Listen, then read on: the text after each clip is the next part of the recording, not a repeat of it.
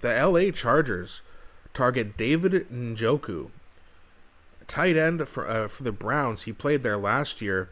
I believe he played with the Ravens a while ago as well. But as you guys might remember, last year the Chargers were thinking about making a trade deadline acquisition to go and get David Njoku. Welcome to the Charged Up Podcast. My name's Dan. And just before we continue to get into this, please don't forget to like and subscribe. It really helps grow the channel, and I appreciate you guys so much for that. So this is interesting. Now, as you guys know, we have Oronde Gadsden, who's going to be our starting tight end, and we signed Charlie Kolar, who's more of a blocking tight end. He can go and, make some decent catches, not too much out of the box, but you can get him on a 3-yard route. He's not a targeted or top weapon. So once in a while, he'll probably make a nice play with his hands. But if you add David Njoku to this, now you have 3 tight ends. All 3 can block. And David Njoku can actually go and make plays. He's not quite the same type of receiver that Gadsden is, but he can go out there and make some plays. He is getting a little bit older, but I really want to know what you guys think about this, because I think if it's cheap, it's a good idea. I don't want some, 15 million years over 5 years, but if it's like, I don't know, 7-8 million for a year or two, I don't mind that at all. So Yahoo Sports reported this. Now, David Njoku is actually visiting with the Chargers sometime in the near future. For Monday. So it seems like there's interest from both sides. The NFL draft has concluded, and teams are now turning their attention to mini camps. Before they arrive, however, several organizations are still finalizing moves in free agency. The Los Angeles Chargers have reportedly scheduled a free agent visit with David Njoku for Monday. The former Cleveland Browns first-round pick would bring an intriguing and dynamic element to the Chargers' offense. Los Angeles addressed its interior offensive line in the draft and expect to have its star tackles back this season. With those concerns largely handled, the team can now focus on adding more weapons for quarterback Justin Herbert. Okay, and I'm sorry, I want to make a correction to something I said earlier. So David Njoku didn't play for... I was just looking up on my phone. David Njoku didn't play for the Ravens before, but he's also being courted by the Ravens as well, if you want to say. Now, let's have a look at the Chargers depth chart here. This is from ourlads.com.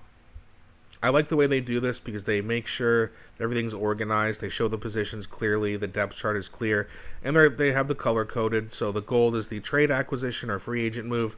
Purple is a rookie draft pick. Aqua is 2026 undrafted free agent. Red is injured/inactive. So you see here, like, the additions they've made. I know a lot of people don't like Cole Strange, but let's be honest. Taylor Logan, Carlton Berger, Pennings, Pipkins, they got some guys, Coyote, who could potentially, outplay Cole Strange and take that spot. But for now, he is going to be slotted in as the right guard. Not the greatest, but you don't need 5 Pro Bowlers, right? You're going to have 4 other guys who are going to be very, very good if healthy, and then look at all the depth. Then we come over to the tight ends. You got Gadsden, Kolar, and a bunch of other guys likely not going to make the team. But if you slide in David Njoku there's a lot you can do with heavy set personnel. 23 personnel, 32 personnel. You're not going to run that all the time, but if you got 3 tight ends who can all block and are decent catchers or even above average catchers like Gadsden, more like a wide receiver, you can do a lot of things. When you line up in those formations, teams are going to be expecting you to run the ball. And a lot of the time you're probably going to, but then every once in a while it's play action and Gadsden goes down the seam. Or, it's 22 personnel, something like that, and you have a wide receiver to go with Gadsden. There's an aerial threat, but the lineup looks like it's going to be a run. It keeps defense on their toes. They don't know what's coming. It's harder to stop that way. So I think if it's a cheap deal for, just a year or two, I think all it does is add to our depth. And I know a lot of people say, we need a number 1 wide receiver. First of all, a lot of these young receivers we have could develop into that this year, whether it's Ladd, Trey, or even Q. Not to mention Justin Herbert, his whole career, even when Keenan Allen was in his prime and Mike Williams was healthy, Justin Herbert likes spreading the ball around. He's always done that.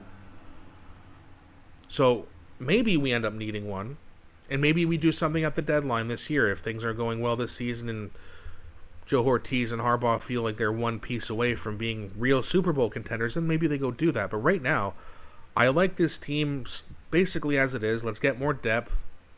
Let's get Herbert some more weapons. They don't have to be superstars, but I really like this idea of David Njoku, maybe bring back Keenan Allen. And all of a sudden, Justin Herbert's got an awful lot of weapons out of his backfield, especially considering our tight ends who can all catch, and so can Hampton and Mitchell. Kamani Vidal's not too bad either.